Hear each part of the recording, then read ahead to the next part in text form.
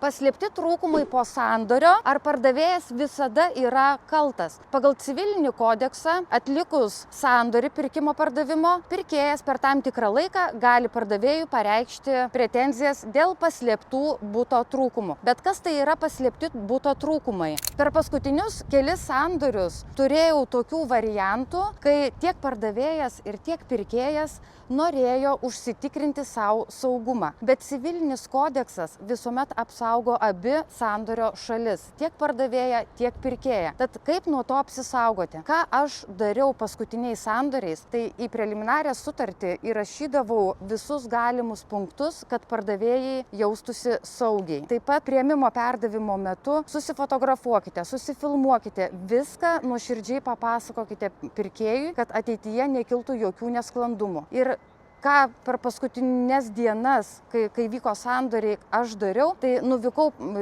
pas notarą ir tiesiog su notaru aptarėme galimybės, kokius punktus įrašyti, kad abi šalis jaustųsi saugiai. Pateikite visą informaciją raštu, geriausiai yra elektroniniu paštu.